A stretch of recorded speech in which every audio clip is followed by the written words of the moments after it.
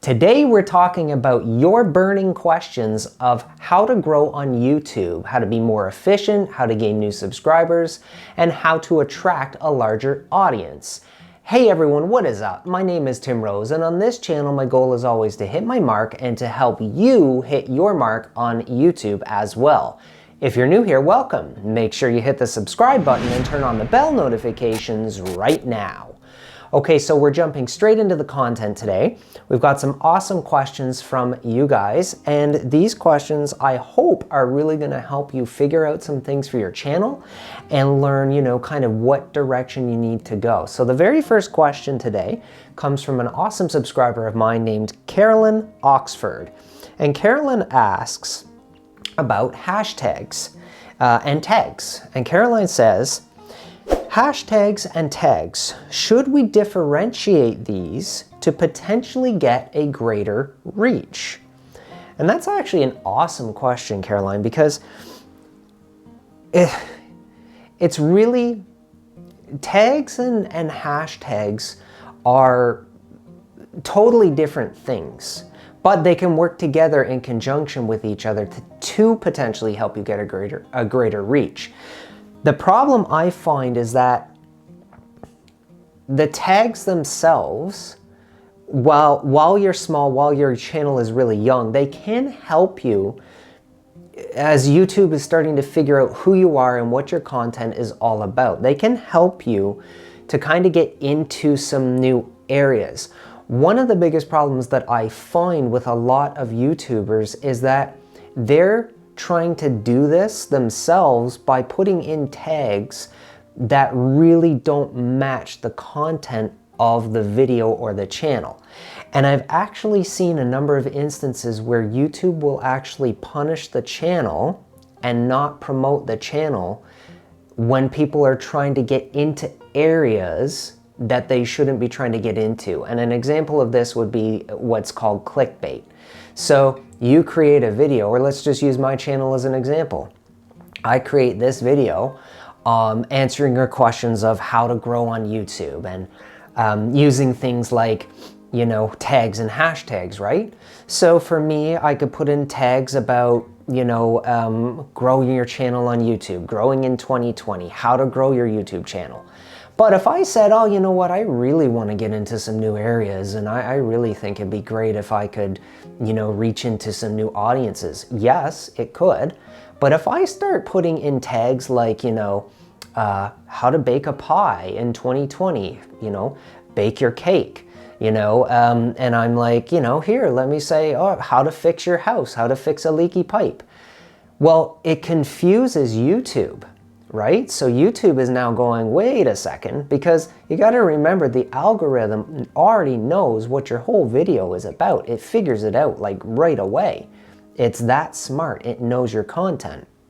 This is why people who try to do this mistagging and clickbaity stuff, it punishes their channel, because what happens is the algorithm now goes, whoa, you're saying it's about this, but I know the video is actually about this. And what it will do is it will now say, you know what?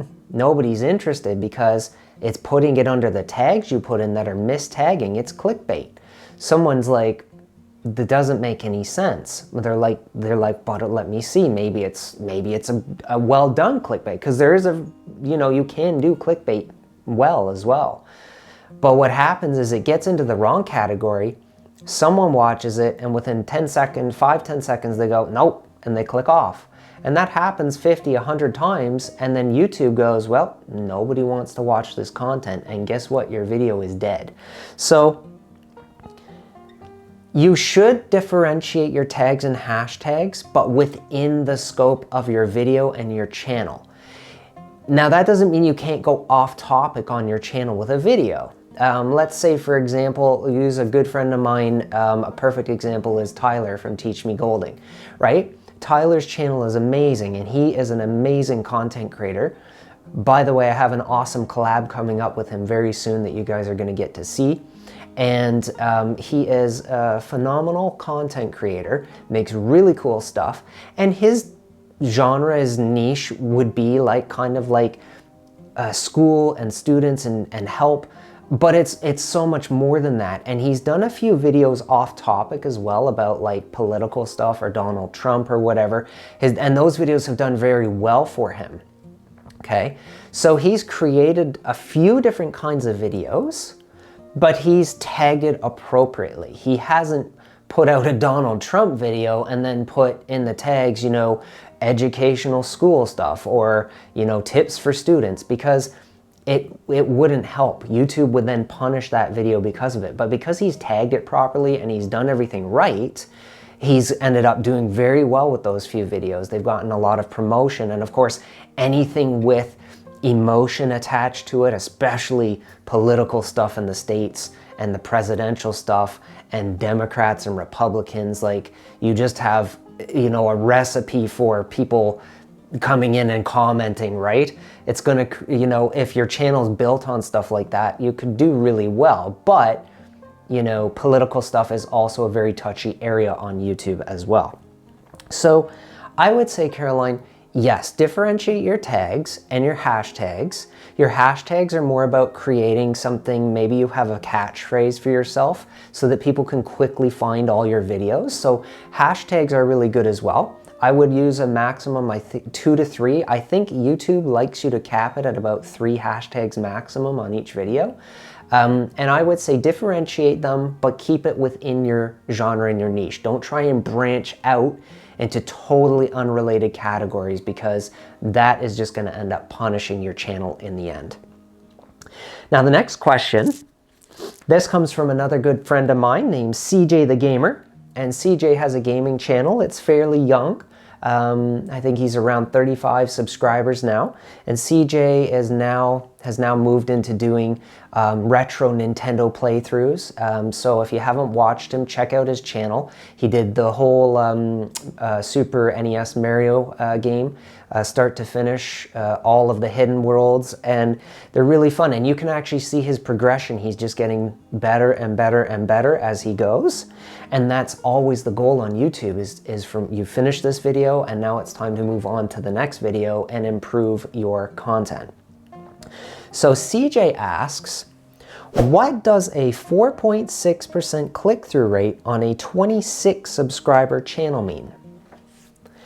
And so at this point, CJ had about 26 subscribers, and he's asking, what does a 4.6% click-through rate mean? Well, essentially what it means, CJ, is that your thumbnail, for every, 100 views, you get 4.6% clicks, 4.6 clicks. Now, is that good? Is that bad? Is it neutral? Well, it depends. For most small channels, and you can go directly into the YouTube Academy to learn this, this is where I saw the statistic, the average click-through rate for a channel falls between 2% and 10%. 2% is obviously on the very low end of the spectrum, and 10% is on the high. Now, there are channels that are below that. There are channels that are above that. Now, one of the things that you need to remember is that just because you're at a high click-through doesn't mean that you are being super successful. There are people who have hundreds of thousands or millions of subscribers on YouTube who aren't really making that much money because they haven't really learned how to turn that into revenue streams. And then there are people with small audiences who are actually making pretty good money from YouTube. I know that 𝗬𝗀, when he only had 3,000 subscribers, he was making like $10,000 a month because he knew how to take things and turn it into revenue. And I've seen YouTubers who have talked about the fact that they have 1 million subscribers and they're only making a couple $1,000 a month. So that is something to keep in mind as you go. Now, 4.6% is actually kind of like quite decent, especially for a small channel. If you're at a 4.6% click-through on your channel, like that's not bad at all. As just for comparison, my channel gets about a total across the board average, I'm at about 4.5% myself right now. So if you're at 4.6, that's pretty good. That tells me that people are clicking on your content. There's a number of people enjoying your content. And remember, a lot of your views, a lot of your watch time comes from non-subscribers.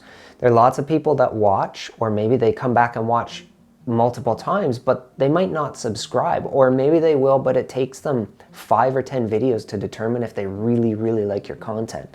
So 4.6 is pretty good. If you're at a 4.6, that's good. What I would suggest is continue to improve your thumbnails. If you go back like I did and totally rework all your thumbnails, now what I'm seeing is my thumbnail click-throughs have, as of the last couple of months since I made my switch, are about 3 to 4% higher on average than they used to be. So I used to get a lot of the older videos, which would be, you know, 3.5, 4, 5% click-through. The first day, 2 is always higher, and then it will come down to like 3 to 5%. Now I've actually found about the last 6 or 7 videos, they've stayed very steady at about a 7 to 8% click-through. I'm not getting promoted as much, but my click-through is a lot higher. And YouTube, with the recent purge that it's done with cleaning out tons of old subscribers, I'm sure a lot of you have noticed that. I know Ethan talked about that in one of his videos recently too. It's one of those things where, you know, you really, it's a good thing because it's cleaning out people who aren't even watching your content. So what I noticed was, okay, I might have lost 50, 60, 80, 100 subscribers recently, and I've stayed about the same amount because I'm gaining a decent amount, but I'm losing the same, right? So I'm around 2.7 thousand, but what I've noticed is my metrics have gone up, which is actually awesome. That's exactly what I want. I want my click-through higher. I want my watch time higher. I want those things higher based on the people that are actually coming, subscribing, and watching.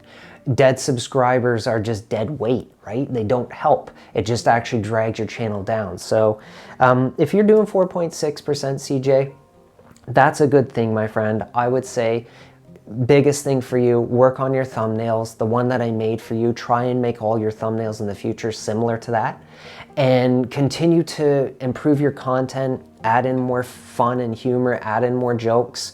You know, watch other channels and see what are they doing. Like the channels that have millions of subscribers, look at their thumbnails. The thumbnail is going to be the biggest thing that will impact your click-through, along with the title of the video.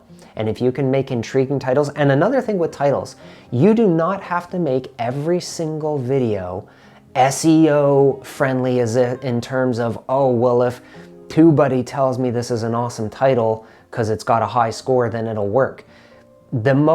Some of the most successful videos, and I've seen this like literally so many times with viral videos, they don't have a title that is something that you would necessarily search for in the search, right? It's got a compelling title to go with a thumbnail.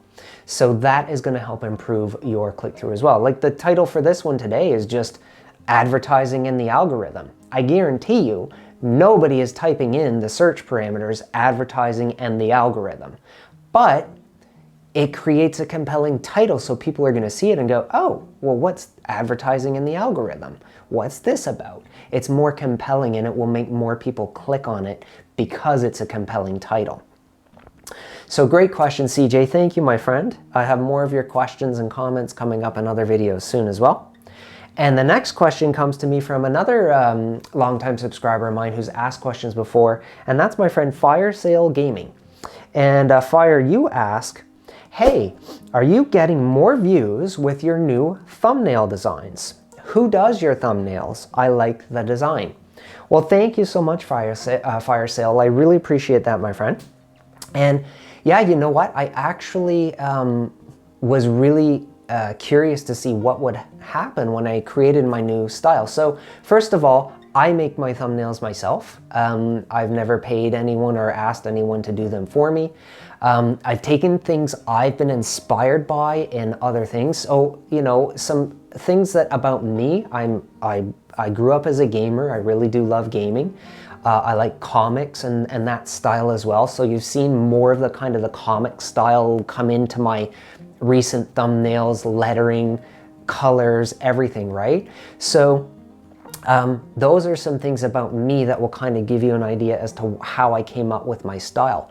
I was actually super inspired by my pal Ethan over on his channel, because Ethan came out with a new thumbnail style.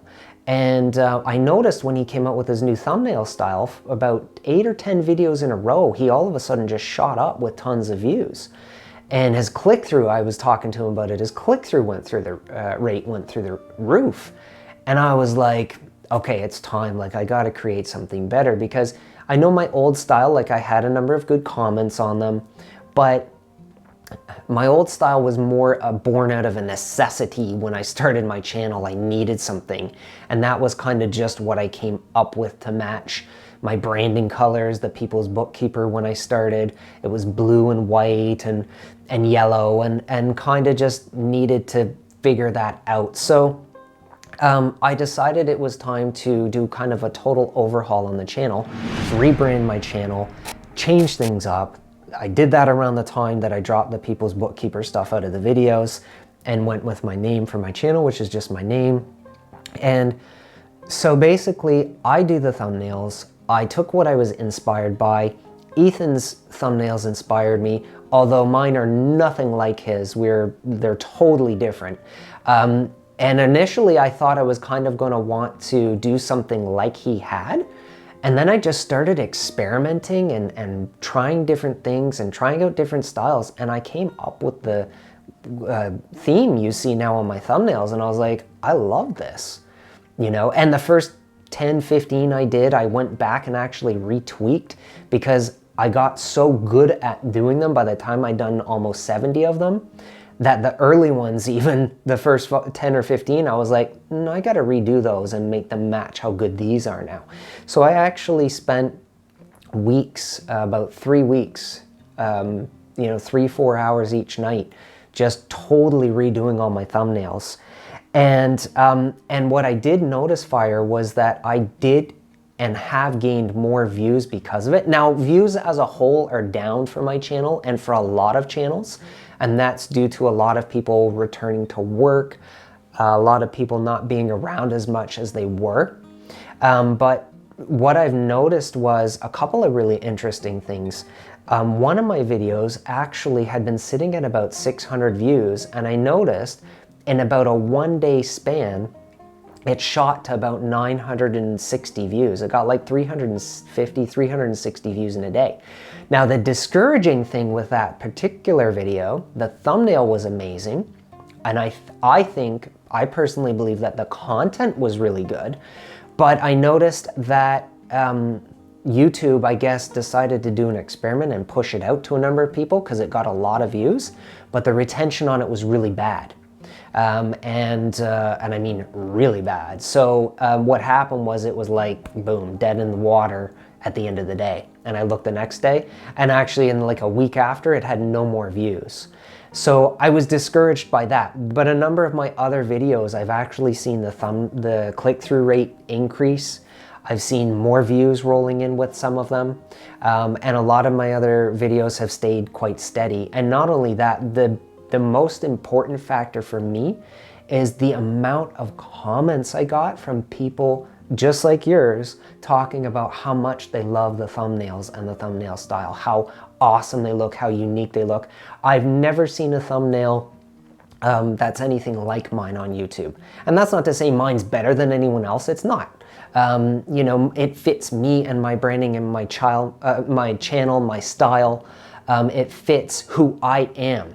And I think that's something important to remember for you as a content creator. What you make, your content, your thumbnails, all of that should fit you as the content creator. It should fit who you are and what you're all about. And if you don't like it, even if it looks awesome, but you're like, oh, I just don't like it, it's just not me, come up with something different. Don't try and force it just because it looks good, or, you know, or if you think it looks awesome, but you have 20 people tell you, oh, like, I don't like your new thumbnails, or I don't like your thumbnails, you need to rework them. Listen to them, right? So I got so many comments from people, and I didn't really ask anyone, I just let the comments come in about them. And I got so many amazing comments and positive comments from people who loved the look, who loved the style, who loved it all. So for me, that was affirmation that my hard work was worth it. Have I seen my channel, you know, take off as a result? No, but the potential's there. And you never know when YouTube's gonna come in and take one of your videos and blast it out to lots of people. And so you wanna have a nice looking thumbnail to go with it. So I hope that answers your question, my friend. And thank you for the nice comment and the encouragement with that as well. It means a ton to me to know what people think of the different things on my channel.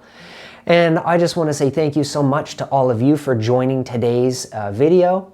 If you want to keep on learning and growing on YouTube, then check out one of the videos on the screen right now. Make sure you keep tuning in, and if you haven't watched my other tutorials and you want to know how to do lots of stuff to help you become a better content creator on YouTube, then go ahead at the end of the video here and click on one of those overlays on the screen, and I'll see all of you in the next video.